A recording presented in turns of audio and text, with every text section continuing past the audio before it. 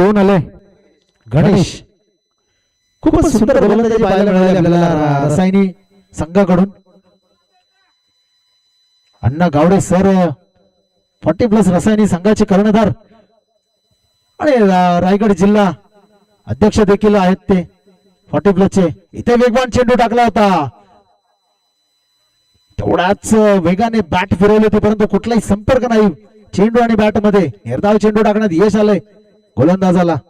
भेदक मारा पाहायला मिळतो आपल्याला गणेशच्या माध्यमातून. पुढचा चेंडू इथे पुन्हा एकदा ड्राईव्ह करायचा प्रयत्न होता परंतु पुन्हा ती चेंडू निर्धाव चेंडू बॅक टू बॅक 2 निर्धाव चेंडू टाकण्यात यश आलंय गणेश यांना.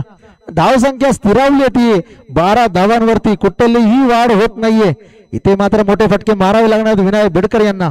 पुढचा चेंडू पुढे मारायचा प्रयत्न परंतु बॅक टू बॅक 3 चेंडू निर्धाव चेंडूंची हॅट्रिक केले गणेश यांनी. आता मात्र इथे विनायक बेडकर यांना चौकारांची किंवा षटकारांची हॅट्रिक करावी लागणार आहे कारण खूपच लो स्कोअर झालेला आहे. खूपच कमी स्कोअर आहे, खूपच कमी धावा आहेत. नीरव वॉरियर संघाच्या आलेखावर खोदून काढला होता चेंडू अलॉंग द कार्पेट. केवळ 1 धाव घेते. इथे मात्र बबन 2 धावांसाठी कॉल दिला होता परंतु विनायक बेडकर तयार नव्हते. त्यामुळे एका धावावर संतुष्ट होऊन धावसंख्येत वाढ झाली. धावसंख्या जाऊन पोहोचली ती 13 धावांवरती. 1 धावेने नीरव वॉरियर्सचा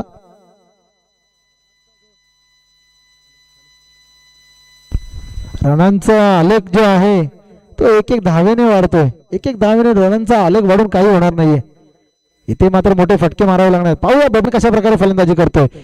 इथे कडा घेतले बॅटची आणि तिथे मात्र पुन्हा एकदा चांगला प्रयत्न होता अण्णा गावडे सरांकडून परंतु हाताला फेविकॉल नाही लावलेला आहे अण्णा सरांनी. त्यामुळेच कॅच सुटले जातात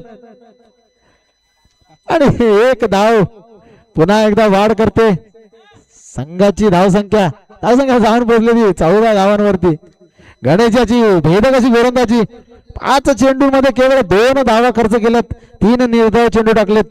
4थ्या षटकाचा अंतिम चेंडू पाहूया कशा प्रकारे खेळतोय. पुढे मारायचा मोठा फटका होता परंतु इथे देखील निर्धाव चेंडू.